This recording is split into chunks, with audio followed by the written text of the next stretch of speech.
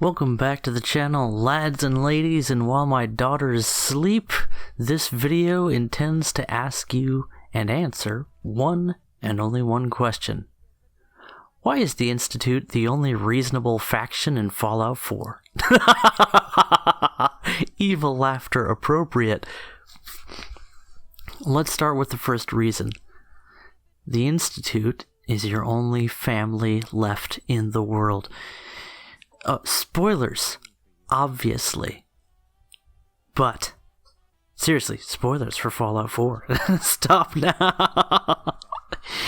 Anyway, Sean, your beloved son, who's turned into your weird uncle, is your only blood relative, and you lose him after a while. You can't hold on to the old man. But every synth, at least the third generation synths, is essentially your child, made using the DNA of your child and creatively redesigned. The biological components of these, we're going to call them androids, are your last remaining legacy. Among the few remnants of pure human DNA left in the world. Let's talk about racism, shall we? The Institute is an organization of what passes for humanity in the barren, scorched lands of Fallout, a world where humanity has survived for some 250 years after the bombs fell, but never rediscovered decent architecture, at least outside the Institute.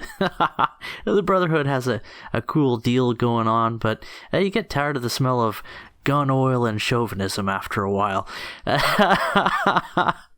The Brotherhood would be a good runner-up for a reasonable faction in Fallout, except that every Brotherhood chapter seems to be operating on completely a different program, and it has that downside of any military organization that it's a handful of brilliant, very dedicated men trying to command an army of what? Mongs. Anyway, we were going to talk about racism.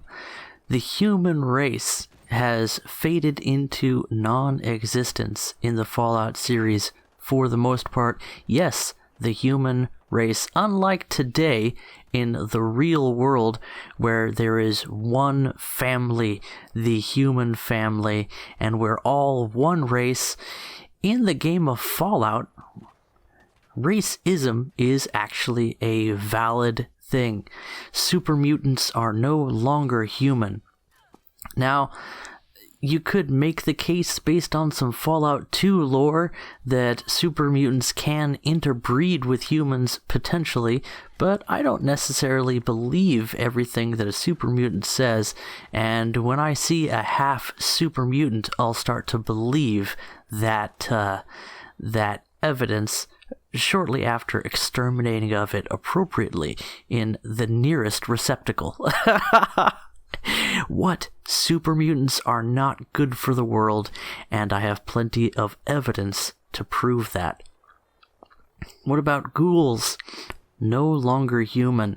These are radically altered creatures with a chemistry and biology and a psychology that is completely no longer human. The Institute has the only keys left to old school humanity. And yet, is that the answer? Is being human enough of a reason to side with the Institute? I say no. But it is more support for why the Institute is, again, not the best faction, not the good guy faction, but the only reasonable faction in Fallout 4. Well, if it's not racism that inspires you to support the Institute, It's definitely one of the things they have going for them, along with almost all of the factions in Fallout. The only factions that are not racist are useless social justice warriors trying to combat the Brotherhood and the Institute with improvised firearms and moxie. Spoiler, they're pretty low on both. On top of that, what was that? Friendly fire? Who cares? It was a toaster. That is the advantage of having expendable troops, and that is another reason to side with the Institute. Let's talk about death toll, shall we? The Fallout 4 world is a standoff between factions that are dedicated to each other's destruction, unless you're a Minuteman, and then you're just dedicated to having one person solve all your problems, which, as soon as the sole survivor is gone, the Minutemen are toast. You can build them up as much as you want, but there's always another settlement that needs your help. The Institute, they seem like they would be just fine without me, and yet, with the power that they can accomplish, well, they can be fairly strong now, can't they? And in the world of Fallout, strength is really the only thing that matters. You cannot redefine the world if the world chews you up and spits you out. Expendable troops.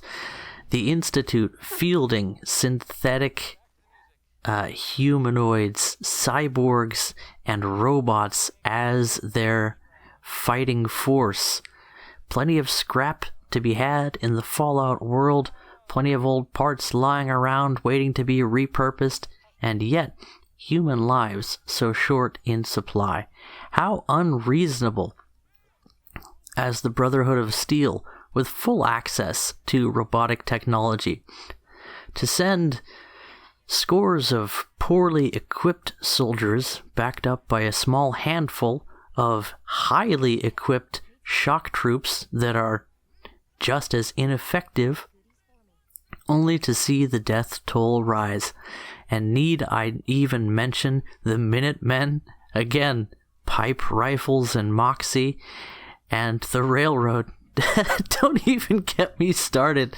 The best thing the Railroad could do would be to just push the synths forward and let them fight their battles. But no, squishy humans in flannel shirts with nothing but social justice to fill their clipazine. And the effect against a 50 cal armor-piercing incendiary round is just as you would expect. Turns out Moxie doesn't block bullets. So, what is this point for the Institute? It's the only faction that can wage war without causing more death among their own members. If the Institute wins, humanity enters an age of peace. Let the robots duke it out. We'll watch from behind the computer screens, thank you very much. It is the only civilized way to wage war, if you have the technology. What's the worst that could happen? And let's talk about the main point of opposition to the Institute, and that is synth sentience. Hogwash. As much as these synthetic humanoids have incredible capabilities to mimic human life, and as much as they develop quirks exposed constantly to the huge amounts of data and interference that they accrue in the outside world, a synth is not human. It will never be human, and all the proof you need is that I can shut down their entire personality with a word. Try that with your girlfriend. Use the code "you're overreacting" to try and set her into diagnostic mode. It's not going to work out for you. But you say the Institute is a bunch of pompous, stuck-up ass faces, and you know what? That's a relative term, but I have to agree. The Institute is packed to the brim with people that, well, they just don't have a huge regard for other people. Oh, they're so mean. Oh, they're so standoffish. They're so snarky. They're so self-absorbed. Have you been to the Brotherhood?